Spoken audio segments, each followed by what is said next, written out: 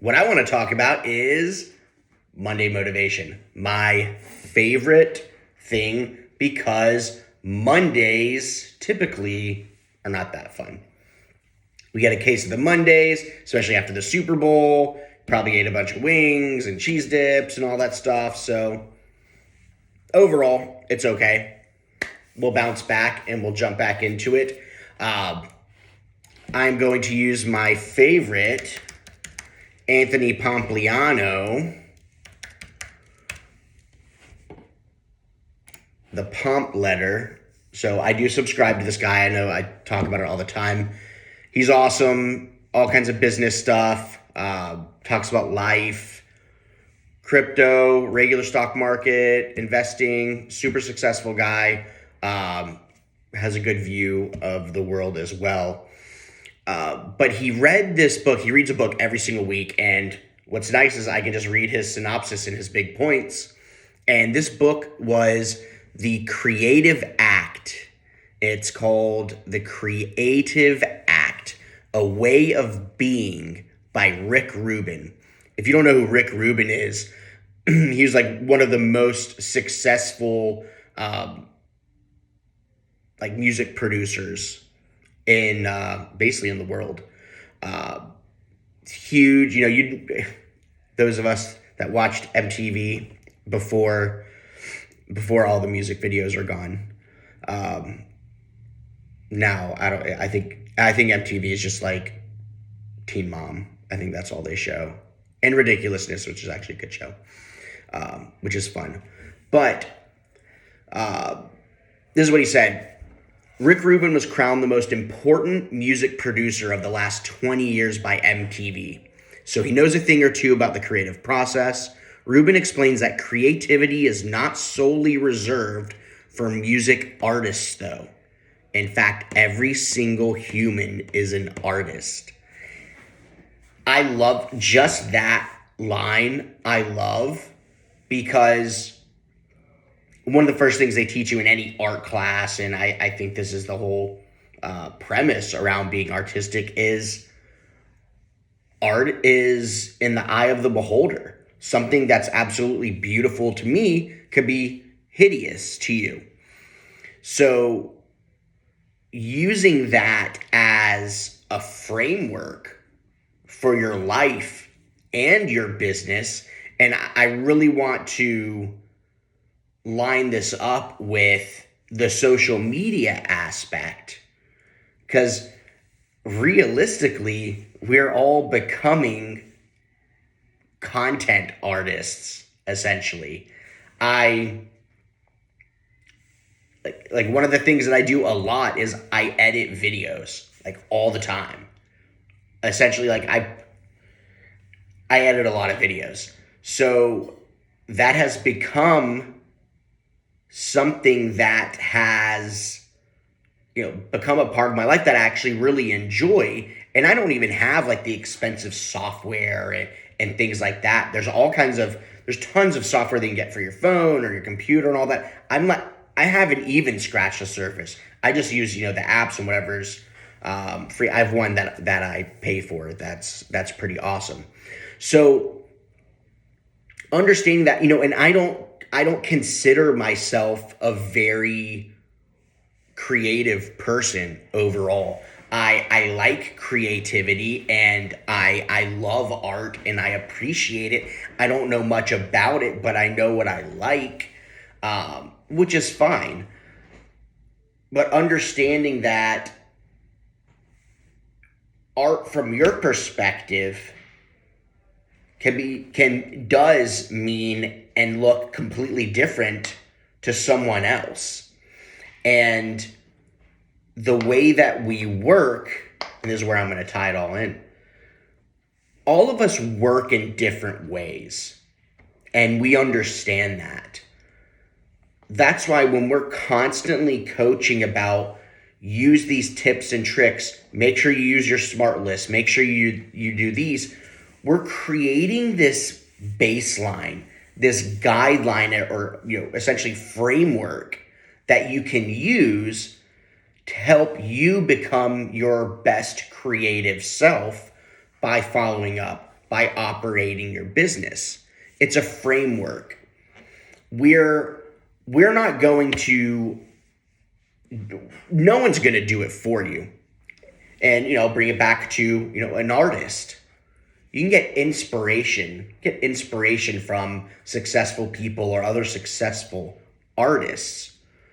But if you're not actually putting pen to paper, or if you're not actually the one that's coloring or painting or drawing or sculpting or making music, whatever it is, then you're not being creative. You're not being the artist.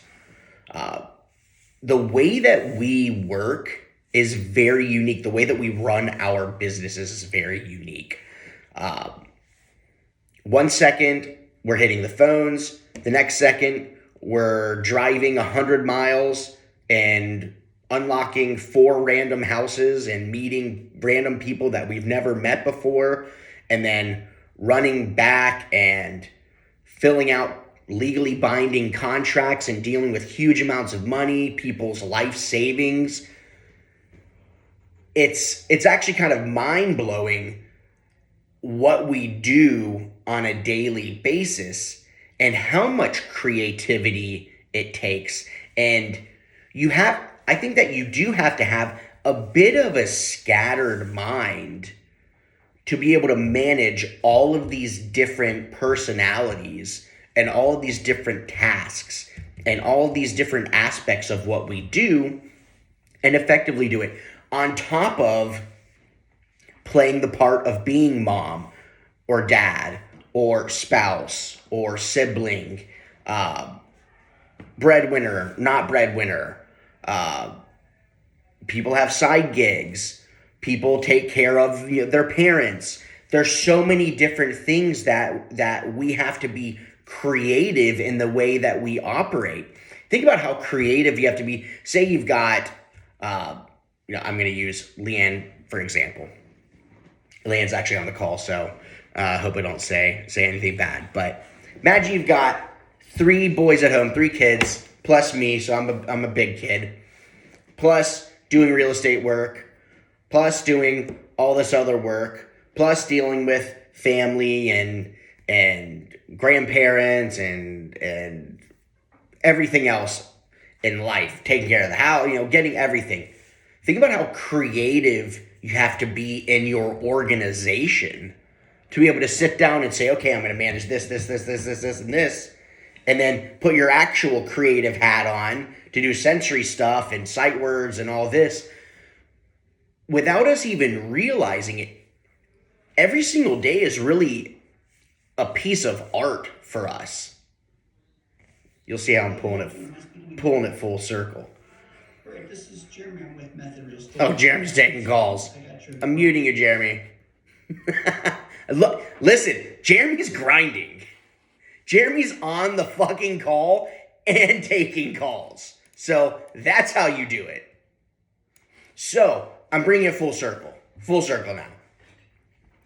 Every single day when you wake up, it's a blank slate.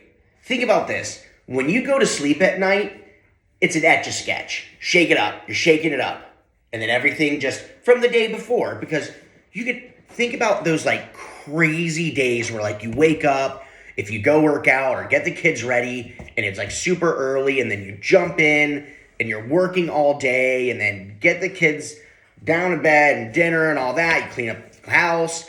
By the time then you finally have literally 10 to 15 minutes to talk to your spouse or talk to your best friend and download, and you look at the clock and you're like, oh my God, it's 11 o'clock. I still haven't watched anything on Netflix. I got to get caught up on this and that, but well, you know what? I need to just go to sleep because I'm not going to be able to function. Shake up that Etch-a-Sketch and go to sleep. That next morning, regardless of what happened the day before, especially as realtors, we have to be able just to move on to the next day of what's happening, because if something bad happened in one of your deals the day before, but you bring that negative energy with you into that next day, all of your new clients and all of the new people that you're talking to are going to feel that.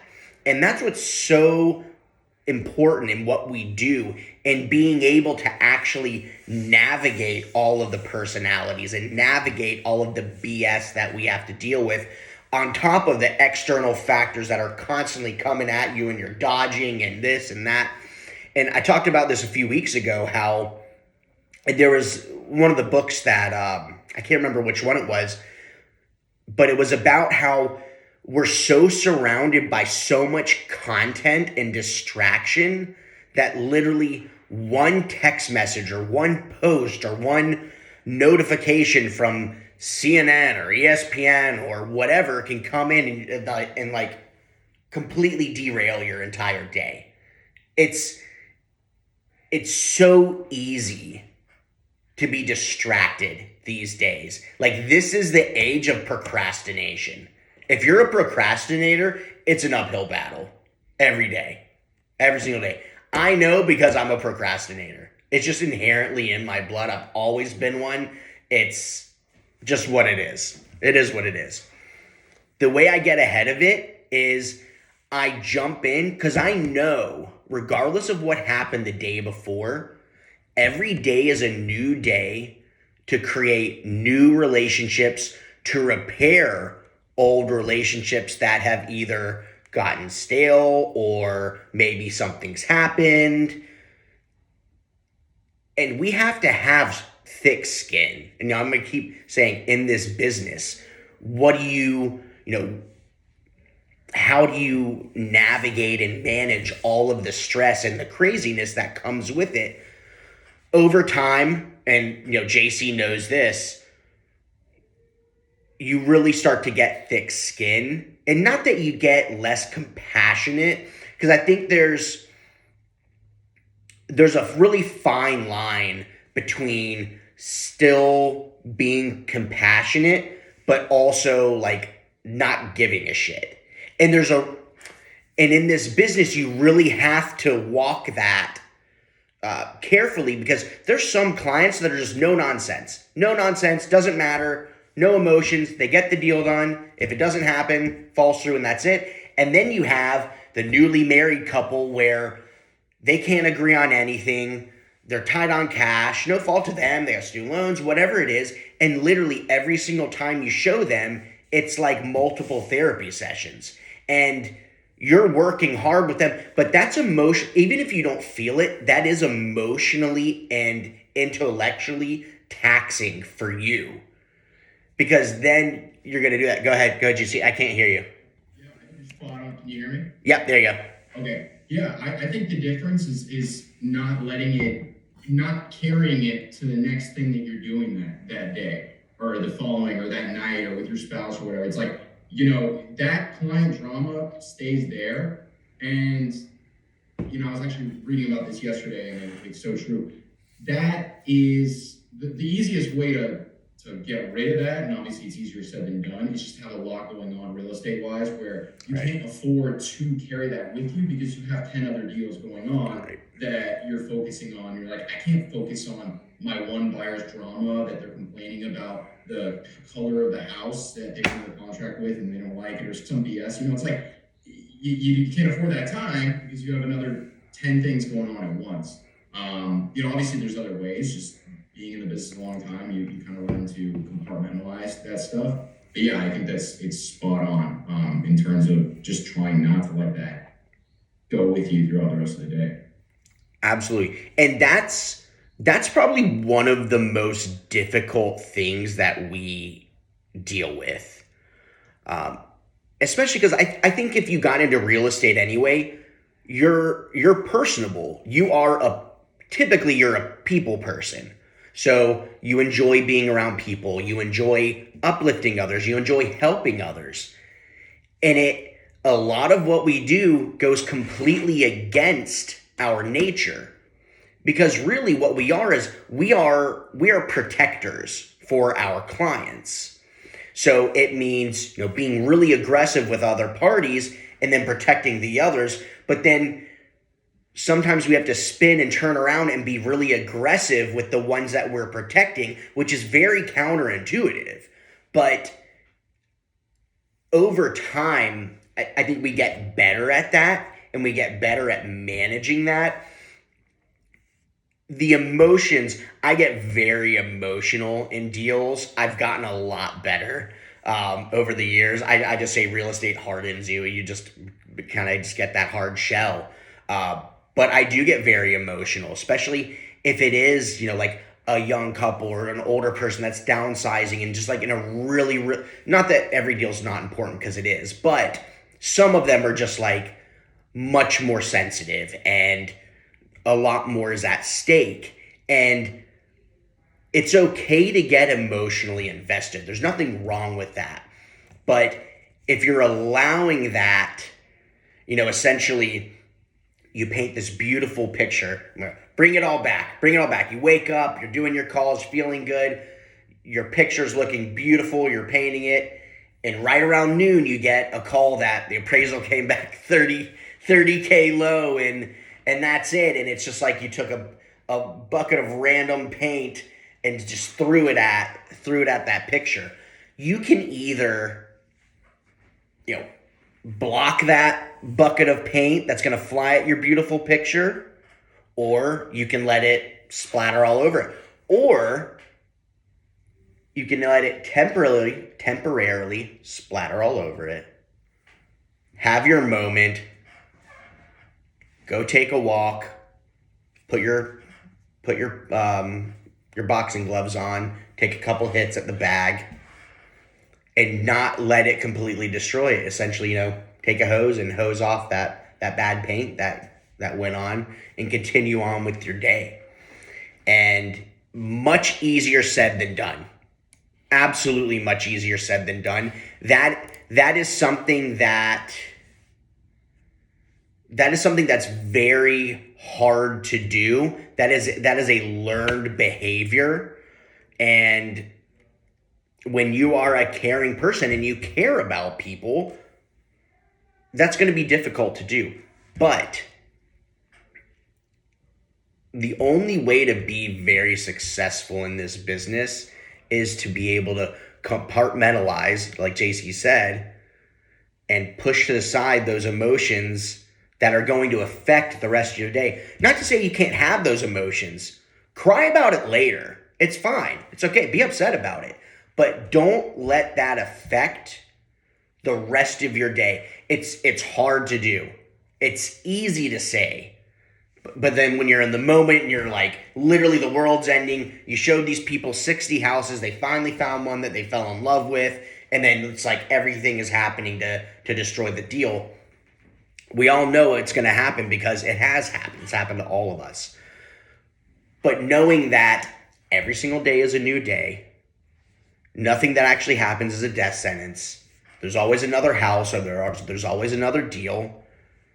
And knowing that you carry so much value, and you carry so much emotion, and that's why we get stressed out by these deals, and that's why we get emotional, because what we do is a big deal. You're dealing with a lot of money.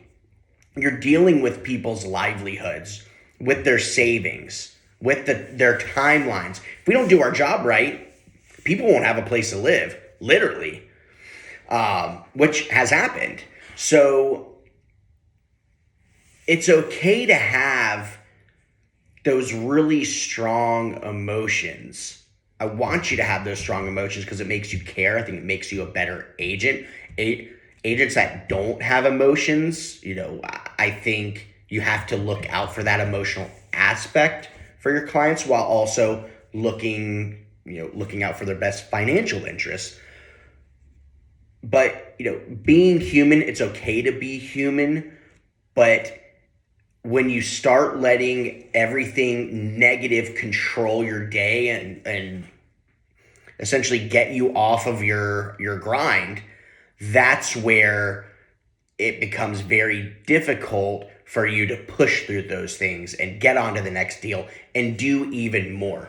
Our goal is to help you grow your business and expand your business and push to the next level.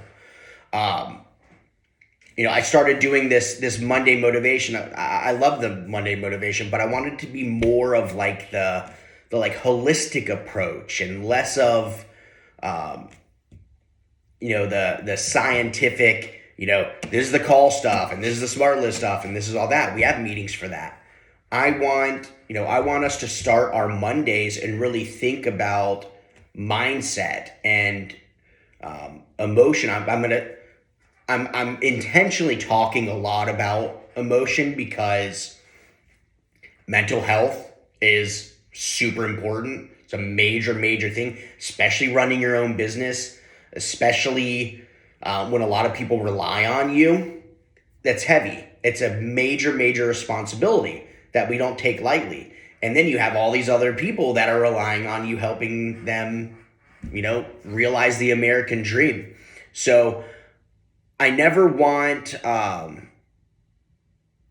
never want this to be like too crunchy or whatever. But I want to talk about these things. I want to be open about these things. I want to tell you what I'm feeling and how I'm feeling and how this business affects me because that is important. That's going to keep us sharp and it's going to make us even better agents for our clients and hopefully motivate us just a little bit. That's really the point.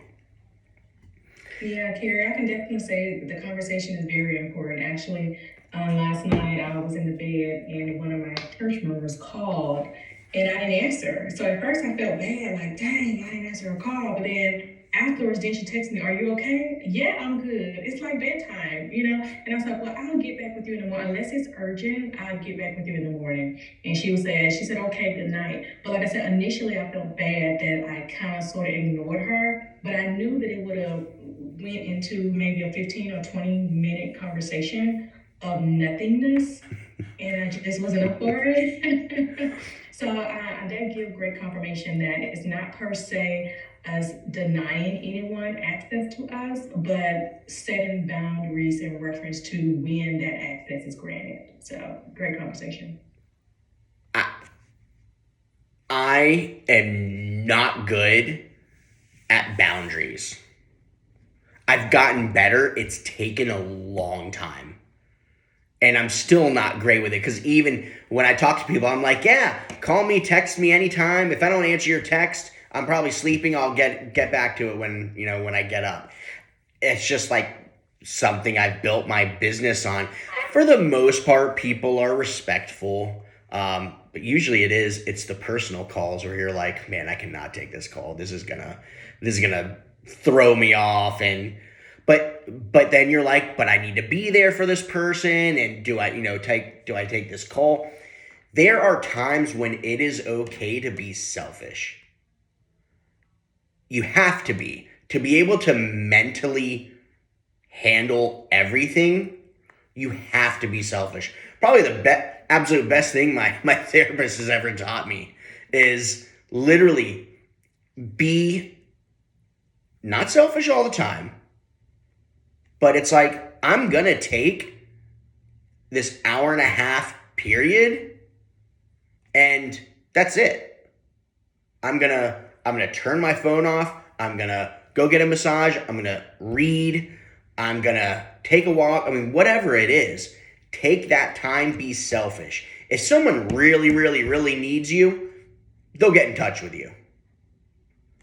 But take that time for yourself because if you're working exhausted, you're not going to be doing a good job for yourself. You're not going to be doing a good job for your clients. And my agents know this who are on my team when we've talked. If you're feeling down or just not feeling it, I tell you, take the day off. Don't go and call 50 people and with a bad attitude. That's not going to do anything for anyone. Put the phone down. It's not going anywhere. You're probably going to burn bridges rather than cultivate relationships, but it's okay. A lot of us, and not a lot of people talk about it, a lot of us feel guilty when we take a minute to ourselves. Don't feel guilty. It's okay. I think I'm really just telling myself that. It's okay, Carrie. Don't feel guilty. Land's gonna be like, you take plenty of time. Yeah. We'll just leave it at that. I agree. I agree. I think I also had that issue, like feeling guilty about not working hard enough. So, like the beginning of January, like the New Year's, I tried to slowly roll into like a schedule. Nothing pressure, like minute by minute. I literally just kind of blocked out my day, a couple hours each day, just for certain tasks, and then I leave everything else open, and that has tremendously changed how I run my business. I wake up at 4 o'clock in the morning, and I have 3 kids, and I go to bed at 8, and I get everything that I need to get done in the day, including a 2-hour workout, just because I simply follow my schedule. And I know a lot of people like on YouTube and social media, they're like, oh, I schedule out my lunch, my breakfast, when I go to the bathroom, and I don't go that deep because I think that also puts pressure on you to make you feel like, oh, I have to reach all these goals in my schedule. But I think having just general time blocking on the schedule, that helps me a lot. And I've been more productive than I've ever been. I feel like with more hours in the day, still going to bed at 8 o'clock without any issues. Well, I can testify to that. I have gone through periods where I wake up at 4:30 and go work out, and it's like by the time 10 a.m. rolls around, like I feel like I can like stop working sometimes for the rest of the day because you've literally done so much. The problem is everyone's just getting going then, so you clear off your list and then it's just like but that allows you. Not that I'm like saying, hey, the only way to be successful and feel good is to wake up at 4 a.m. And do all that. It's exhausting. It is. You want to talk about manpower or not manpower, mental toughness and willpower. That's a grind. But if you can do it, and I think really to your point, it's creating consistency in your life. Yep. Will translate to consistency in business. And then it's like, God, I have kids. There's no consistency. It's chaos. Well, the fact that you can try is going to set a good example for your kids. Thank God I have Leanne because she's organized, much more organized than I am, and I feed off of that. I'm organized chaos. She's like, where did you put that? I'm like, it's somewhere in the left side of the office. Over there. So that's, general area, I know. But, so yeah, super organization is not my strong point. But what is multitasking and knocking things out throughout the day. And, but you have to train yourself. A lot of this is trained, learned behavior. And untraining yourself from bad habits. That's probably the biggest thing is, every single day is a new day, and you don't have to bring those bad habits with you. You can just start. And that's it. If you're like, man, I just want to like wake up every single morning and clear out my smart list. That's what I want to do. Do it. Every single morning I want to go work out. Wake up and just do it. Doesn't even matter what time. Just start doing it. Action is the best. We'll think and make ourselves go crazy. But actually putting pen to paper, action it, and knock it out. All right. I've got to go, but I love you all. Positive energy, positive vibes. Anything you need, we are here. We're going to rock it out. It's getting crazy out there. We're already seeing it. I know I keep saying it. It's getting nuts. There's multiple offers on everything. Buyers out nuts. So be ready for it. It's going to be a little stressful this spring, but I hope we get a bunch of new listings and we're good to go. So any questions, let me know. Please reach out, and any other ideas, I'll talk to you soon. Bye. Have a great one. Love you all. Bye. Thank you. Love you.